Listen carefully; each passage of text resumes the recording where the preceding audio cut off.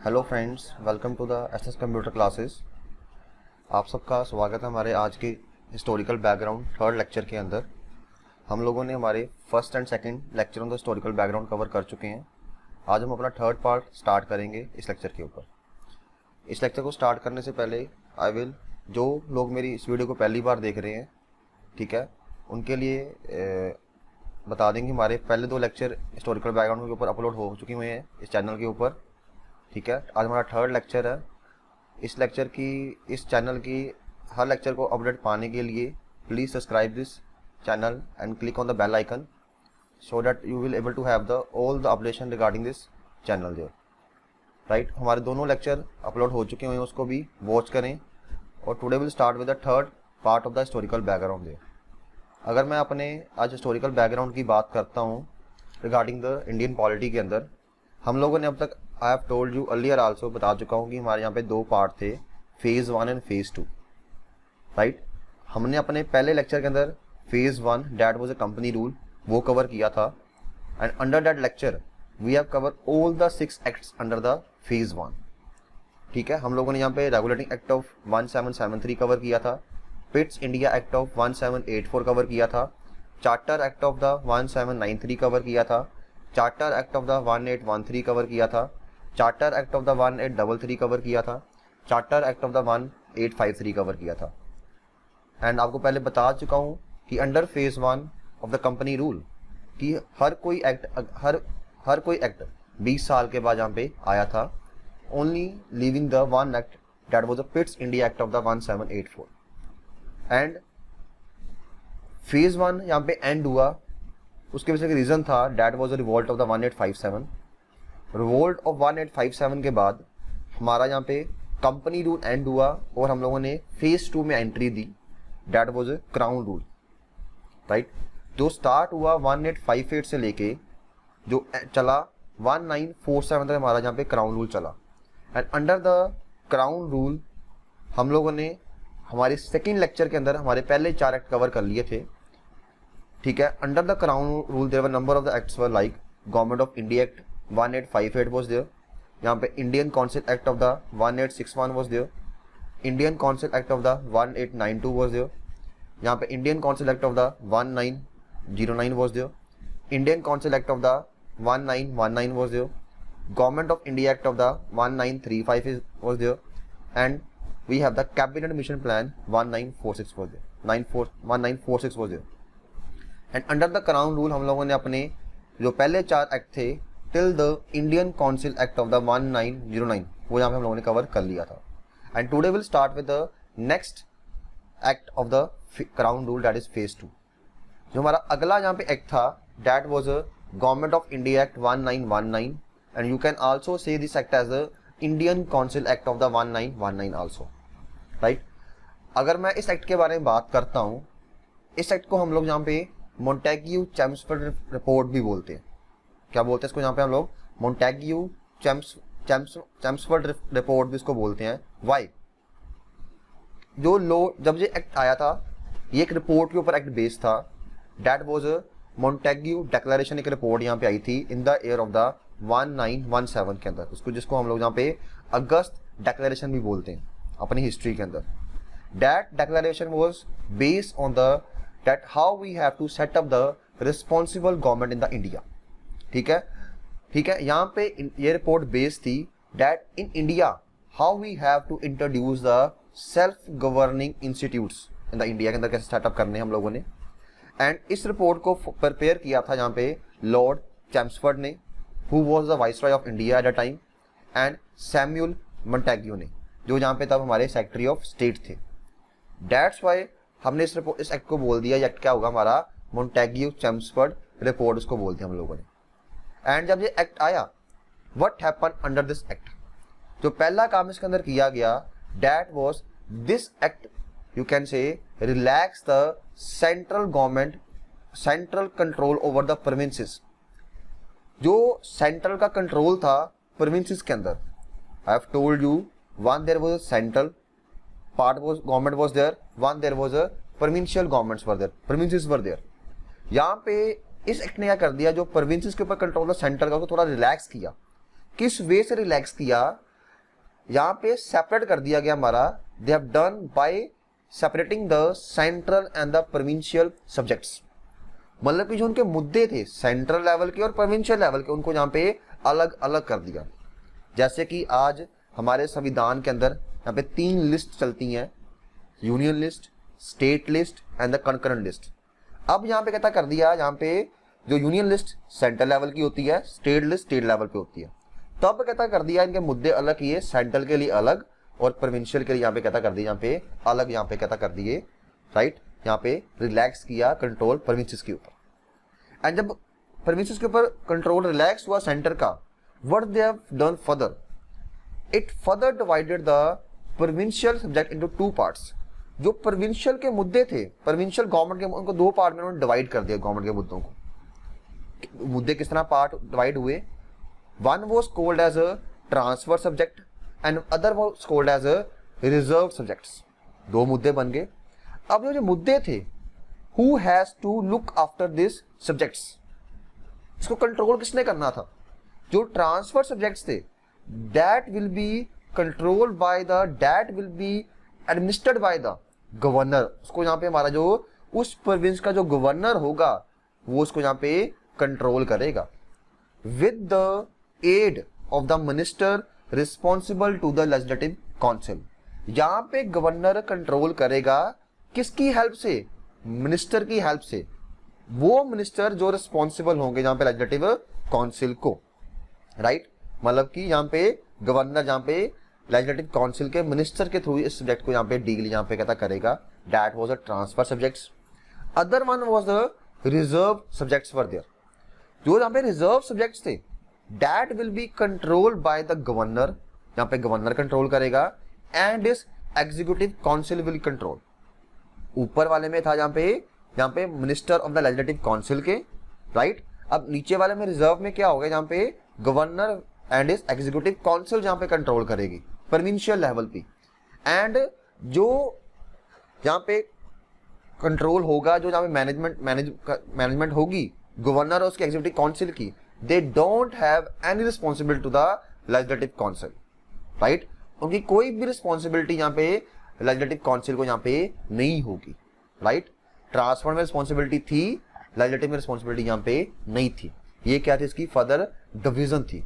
हमने इसको 2 पार्ट में डिवाइड किया, प्रोविंशियल सब्जेक्ट्स को एट द प्रोविंशियल लेवल के अंदर। और इस स्कीम को कहता क्या बोला गया, this dual scheme of governance was known as the diarchy. इसको डियार्की बोला गया, which mean double rule was there. ठीक है, यहाँ पे 2 पार्ट में डिवाइड कर दिया प्रोविंशियल लेवल के अंदर, that was reserve and the transfer subjects were there.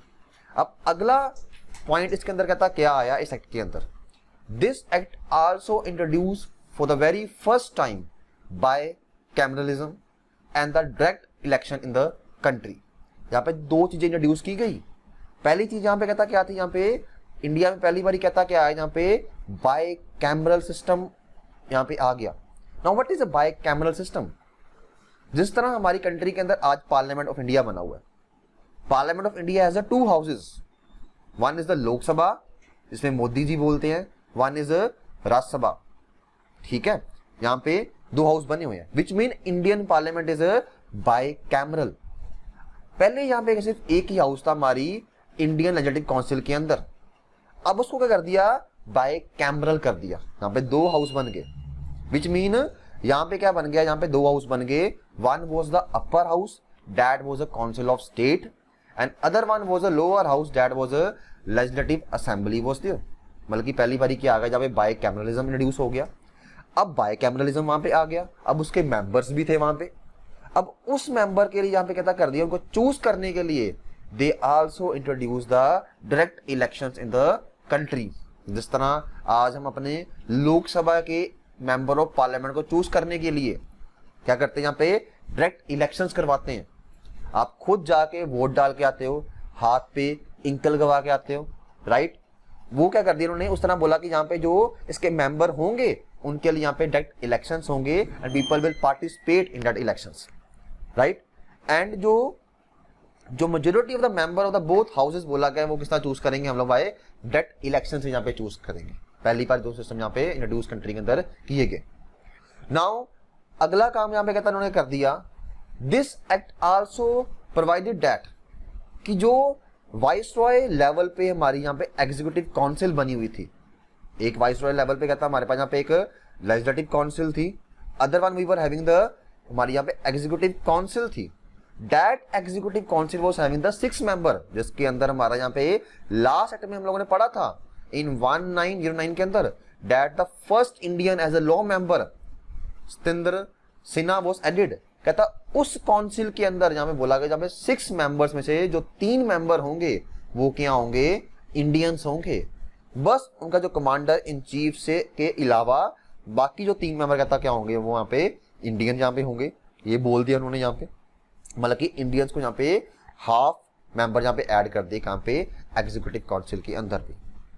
Now यहाँ पे जब हम लोगों ने लास्ट एक्ट पढ़ा था 1909 वाला, in that we have done कि दैट वहां पे for the very first time we have introduce the principle of the communal representation to the Muslims, कि मुसलमानों को यहाँ पे सेपरेट इलेक्टोरेट दिए गए थे।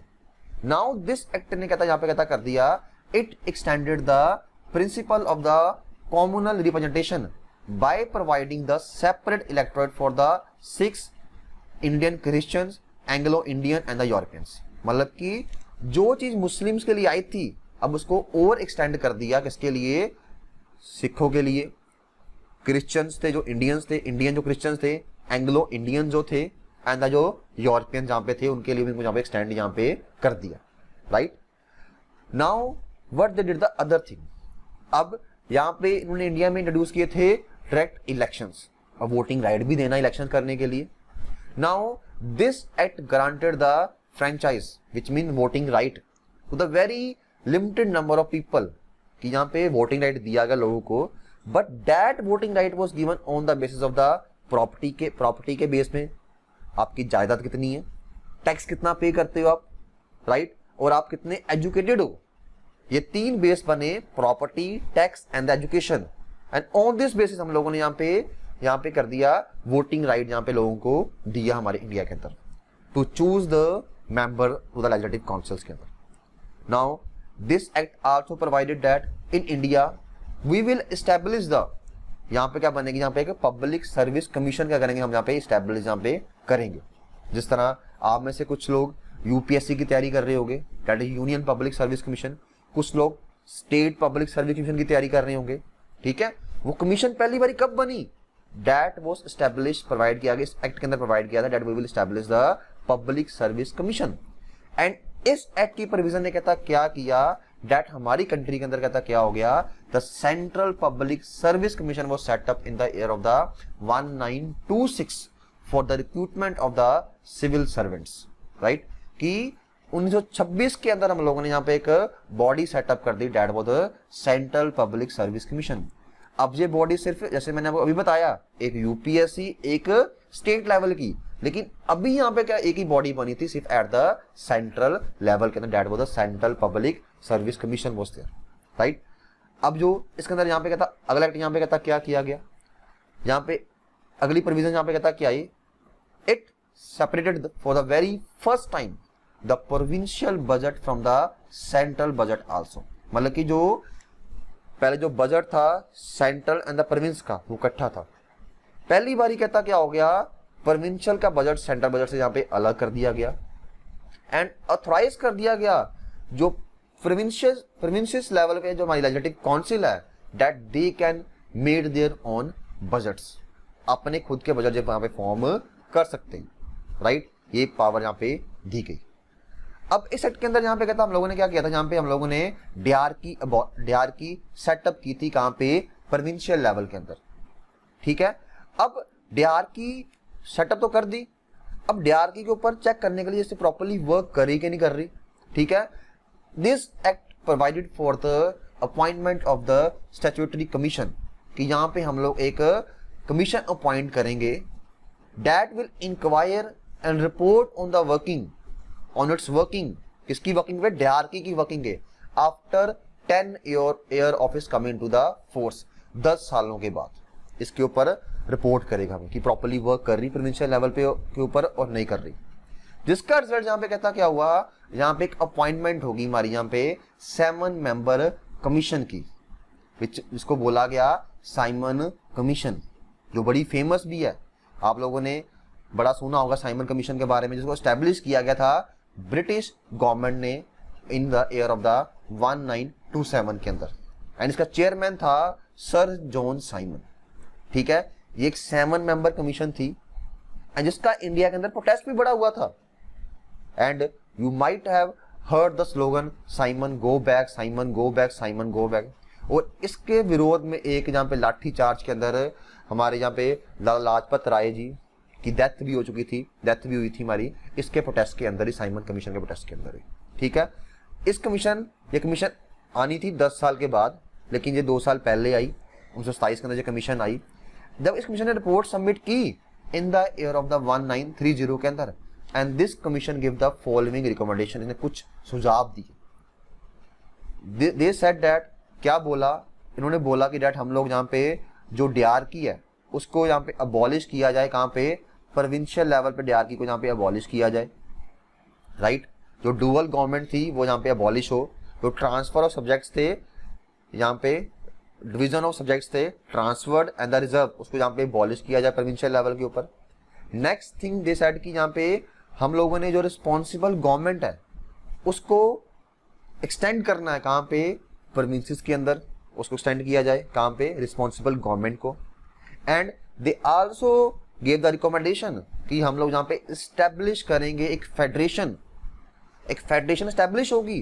That federation will include the British India which were the provinces and the princely state, जो हमारे यहाँ पे राजे महाराजे थे। कहता वो भी लोग इनमें क्लब हो गए, प्रोविंसेस के अंदर क्लब हो गए, आप फॉर्म करेंगे, यहाँ पे एक फेडरेशन फॉर्म करेंगे।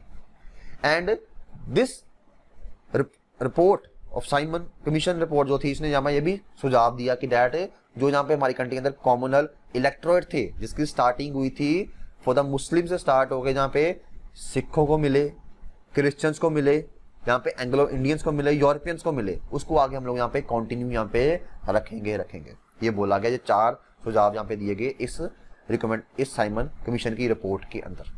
And this was the provision of the act of the you can से 1919। अब जो हमारा अगला एक्ट यहाँ पे कहता पास किया गया था, दैट वाज यहाँ पे गवर्नमेंट ऑफ इंडिया एक्ट 1935 यहाँ पे कहता पास यहाँ पे कहता किया गया। ठीक है, और ये एक्ट किसका, जो ये एक्ट आया, ठीक है, this act was the you can say lengthy and the very detailed document, जिसके अंदर 321 सेक्शन थे and 10 schedules were there, right. And that's why हम इसको, इस एक्ट को क्या बोलते हैं यहाँ पे, इसको हम यहाँ पे ब्लूप्रिंट ऑफ द इंडियन संविधान भी बोलते हैं, कि जो हमारा आज का इंडियन संविधान है इसके ऊपर मैक्सिमम इसके ऊपर बेस्ड है, इसको हम ब्लूप्रिंट ऑफ इंडियन संविधान भी बोलते हैं, इसको गवर्नमेंट ऑफ इंडिया एक्ट 1935 को। इसके अंदर हुआ क्या, जो ये एक्ट था, दिस एक्ट यू कैन से provide for the establishment of the you can से ऑल इंडिया फेडरेशन, जिसको रिकमेंड किया था किसने, साइमन कमीशन की रिपोर्ट ने। यहाँ पे बोला गया हम यहाँ पे ऑल इंडिया फेडरेशन स्टैब्लिश करेंगे, and that federation will include the provinces which were under the British India and the princely states. अब ये कंबाइन हो जाएंगे, कौन से, प्रोविंसेस भी एंड द प्रिंसली स्टेट्स भी। हमारे इंडिया में जब हमारा देश आजाद हुआ था, there were near about in India, all over the India including Pakistan, there were 565 princely states were there, right, जिसको हम आगे जाके पढ़ेंगे, राइट। और जब ये एक्ट ने क्या प्रोवाइड कर दिया कि हम फेडरेशन स्टैब्लिश करेंगे, और एक्ट ने क्या बोला कि हम यहाँ पे जो पावर है उसको यहाँ पे डिवाइड कर देंगे, सेंटर एंड उसके जो यूनिट्स हैं उसके अंदर डिवाइड कर देंगे 3 लिस्टों में। किस तरह बनेगी, यहाँ पे 3, एक सेंट्रल लेवल पे लिस्ट बन जाएगी, वो क्या होगी हमारी यहाँ पे फेडरल लिस्ट बन जाएगी। तो फेडरल लिस्ट क्या होगी, इसके अंदर वो मुद्दे होंगे जिसके ऊपर जहाँ पे सेंट्रल गवर्नमेंट लॉ बनाएगी। एक जहाँ पे प्रोविंशियल लिस्ट होगी, वो किसके लिए होगी, प्रोविंसेस के लिए होगी। एक यहाँ पे कहता क्या होगी, हमारे यहाँ पे कंकरेंट लिस्ट होगी, ये वो लिस्ट होगी जिसके यूपर हमारी central and the provinces both can make the law. अगर मैं फेडरल की बात करूं, आज के हमारे संविधान के अंदर इसको यहाँ पे हम यहाँ पे यूनियन लिस्ट बोलते हैं। अगर मैं प्रोविंसेस लिस्ट की बात करूं, इसको यहाँ पे हम यहाँ पे स्टेट लिस्ट बोलते हैं। अगर यहाँ पे मैं कंकरेंट लिस्ट की बात करूं, इसको हम यहाँ पे आज कंकरेंट लिस्ट ही बोलते हैं, ठीक है। साथ में बोल दिया कि जो बाकी की सारी पावर है, जिसको हम यहाँ पे रेजुलरी पावर्स बोलते हैं, उसको दिया गया, इसको दे दिया गया, वो यहाँ पे वाइसरॉय को दे देगी डैट वो यहाँ पे एक्सरसाइज करेगा, वाइसरॉय यहाँ पे सारी पावर्स को वहाँ पे, इसके अलावा जो पावर्स होंगी वो वाइसरॉय यहाँ पे एक्सरसाइज यहाँ पे करेगा। लेकिन जो यहाँ पे इस एक्ट ने प्रोविजन दी थी डैट हम यहाँ पे एक फेडरेशन स्टैब्लिश करेंगे, लेकिन वो फेडरेशन कहता फॉर्म नहीं हो सकी बिकॉज जो प्रिंसली स्टेट थे उन्होंने बिल्कुल ही जहाँ मना कर दिया that they will not join the federation, वो यहाँ पे फेडरेशन के अंदर ज्वाइन करे यूनिट्स नहीं बनेंगे, राइट। उन्होंने मना कर दिया, फेडरेशन फॉर्म यहाँ पे नहीं हो पाई, ठीक है। अगला काम सेट के अंदर यहाँ पे कहता क्या हुआ, अब दूसरी एक और रिकमेंडेशन दी थी किसने, साइमन कमीशन की रिपोर्ट ने, दैट वाज द, एक तो क्या थी यहाँ पे फेडरेशन हम लोगों ने स्टैब्लिश करनी है, ठीक है, वो यहाँ पे स्टैब्लिश नहीं हो पाई। यहाँ पे जो 4 पॉइंट था that we have to continue with the communal electorate, यहाँ पे कहता क्या बोला गया, उन्होंने बोल दिया कि यहाँ पे जो कॉम्युनल जहाँ पे इलेक्ट्रोइड थे कहता उनके प्रिंसिपल को यहाँ पे कहता एक्सटेंड किया गया, यहाँ पे उनके प्रिंसिपल यहाँ पे कहता क्या कर दिया उससे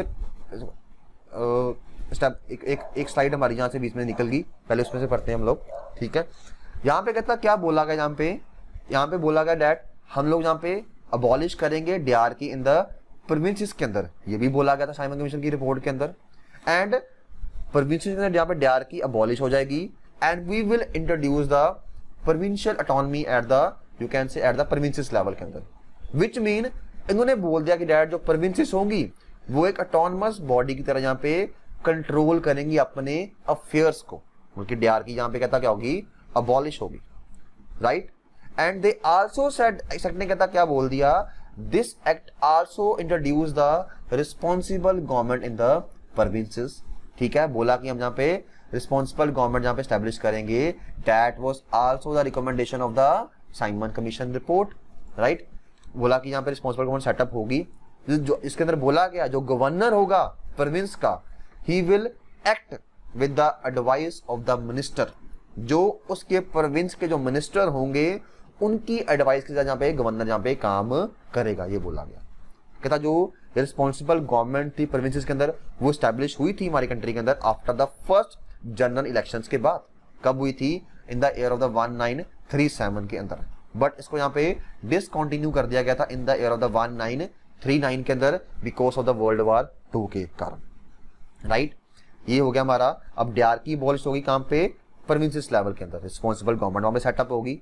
अब DRK कहाँ पे अडॉप्ट कर लेगी, नाउ इस एक्ट ने प्रोवाइड किया कि हम DRK यहाँ पे सेटअप करें कहाँ पे, सेंट्रल लेवल के अंदर, eight the, you can say at the federal level के अंदर, ठीक है।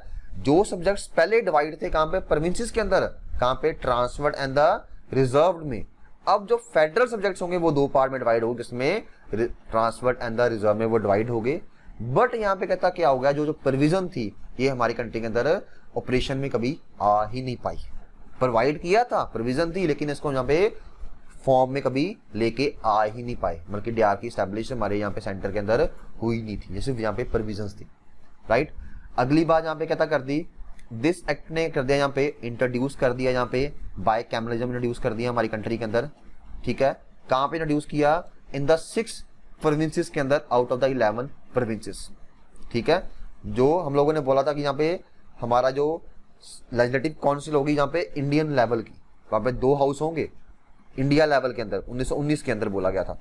अब हमने प्रोविंसेस के अंदर भी कर दिया, यहाँ पे बाय कैमरल सिस्टम यहाँ पे हम लेके आ चुके थे, किसमें, 6 प्रोविंसेस के अंदर आउट ऑफ द 11। वो कौन सी प्रोविंसेस थी, बंगाल के अंदर लेके आए, बॉम्बे के अंदर लेके आए, मद्रास के अंदर लेके आए, बिहार के अंदर लेके आए, असम के अंदर लेके आए, एंड द यूनाइटेड प्रोविंसेस के अंदर यहाँ पे लेके आए, क्या, बाय कैमरलिज्म लेके आ गए, विच मीन वहाँ पे 2 हाउस बन गए, one was the legislative council जिसको हम यहाँ पे अपर हाउस बोलते हैं, and one was the legislative assembly जिसको हम यहाँ पे लोअर हाउस बोलते हैं, जिसको आजकल हम बोल देते हैं विधानसभा एंड द विधान परिषद बोलते हैं आज के लेवल पे। सेंट्रल लेवल पे बोलते हैं हम लोग लोकसभा, राज्यसभा, इधर क्या बोलते हैं, स्टेट लेवल पे बोलते हैं विधानसभा एंड द विधान परिषद बोलते हैं, राइट। अब अगला पॉइंट यहाँ पे कहता कर दिया, यहाँ पे इन्होंने एक्सटेंड कर दिया principal of the communal representation, जो स्टार्ट हुआ था 1909 के अंदर, 1909 के अंदर, with the separate elections for the Muslims के लिए, फिर एक्सटेंड हो गया इन 1919 के अंदर किसके लिए, सिक्स के लिए, क्रिश्चियंस के लिए, एंग्लो इंडियंस के लिए एंड द यूरोपियंस के लिए। इस एक्ट ने कहता प्रोवाइड कर दिया कि डैट हम लोग यहाँ पे सेपरेट इलेक्टोरल लेके आएंगे, इसके लिए डिप्रेस्ड क्लासेस के लिए लेके आएंगे, जो यहाँ पे शेड्यूल क्लासेस होंगी, वुमेन्स के लिए एंड द वुमेन के लिए एंड द लेबर क्लास के लिए यहाँ पे लेके आएंगे, क्या सेपरेट इलेक्टोरल यहाँ पे लेके आएंगे। और जो एक्ट था 1935 वाला, इसने यहाँ प्रोवाइड भी किया that we will also establish the, यहाँ पे reserve bank of India establish किया जाएगा, ठीक है, जो कंट्रोल करेगा हमारा currency and the credit of the country को यहाँ पे कंट्रोल करेगा, राइट। यहाँ पे आरबीआई एस्टेब्लिश कर दिया गया, ठीक है। साथ में बोला गया, जैसे बोला गया दैट दिस एक्ट प्रोवाइड, हम यहाँ पे एक कमीशन सेटअप करेंगे। कमीशन कहता कौन सी होंगी, one we will set up the, यहाँ पे फेडरल पब्लिक सर्विस कमीशन होगी, ठीक है, वो क्या होगी हमारी यहाँ पे फेडरल पब्लिक सर्विस कमीशन होगी, वो होगी हमारी यहाँ पे सेंट्रल लेवल के लिए।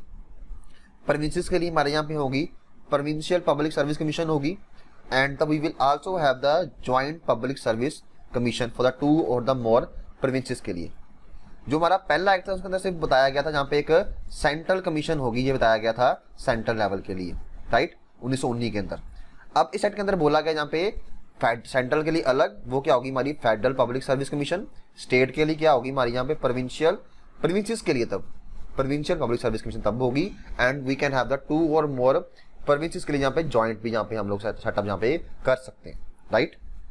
प्रेजेंट डे ये क्या बोलती हैं, फेडरल वाली क्या बन चुकी है, यूपीएससी बन चुकी है, प्रोविंशियल वाली क्या बन चुकी है यहाँ पे स्टेट पब्लिक सर्विस कमीशन यहाँ पे कहता बन चुकी है, और जॉइंट पब्लिक सर्विस जो प्रोविंशियल लेवल की थी वो क्या बन चुकी है यहाँ पे joint state public service commission यहाँ पे कहता बन चुकी है। एंड जो ये एक्ट था 1935 वाला, इसने यहाँ पे प्रोवाइड किया एक और चीज प्रोवाइड की, डैट हम लोग यहाँ पे फेडरल कोर्ट भी इस्टेब्लिश करेंगे, राइट, जिसको आजकल हम यहाँ पे सुप्रीम कोर्ट बोलते हैं, ठीक है। पहले उसका नाम फेडरल कोर्ट था, वो सेटअप की गई इन द ईयर ऑफ द 1937 के अंदर, राइट। हम लोगों ने अपने क्राउन रूल के अंदर जो हमारे यहाँ पे एक्ट्स थे, ठीक है, उसमें से हम लोगों ने आज इस वीडियो में 2 एक्ट कवर किए हैं, 1919 वाला एंड 1935 वाला। अगली जो हमारी वीडियो होगी हिस्टोरिकल बैकग्राउंड 4 की, उसके अंदर जहाँ पे हम लोग कैबिनेट मिशन प्लान के बारे में डिस्कस करेंगे, and will discuss about the Indian independence act 1947 also. वो एक कंबाइन एक्ट होगा, काफी लंबी, थोड़ी वीडियो लंबी होगी वो वाली हमारी यहाँ पे, and we will discuss each and every point of both the acts there, right. और हमारी यहाँ पे पॉलिटी क्लासेस के अलावा यहाँ पे हमारी कॉम्पिटिटिव एग्जाम के लिए हमारे यहाँ पे कंप्यूटर के एमसीक्यू क्लास भी यहाँ पे चल रही है, ठीक है। मस्ट वॉच दैट वीडियोस, अगर आप उस वीडियोस को देखोगे, इंपॉर्टेंट एमसीक्यू जहाँ पे कंप्यूटर के होंगे उसको देखो, that will help you in the state level exams and for the banking exam also and for central level exam also, fine. And इस चैनल की अगली वीडियोस की अपडेशन लेने के लिए, उसकी नोटिफिकेशन पाने के लिए इस चैनल को सब्सक्राइब कीजिए, बेल आइकन पर क्लिक कीजिए, and thanks for the watching.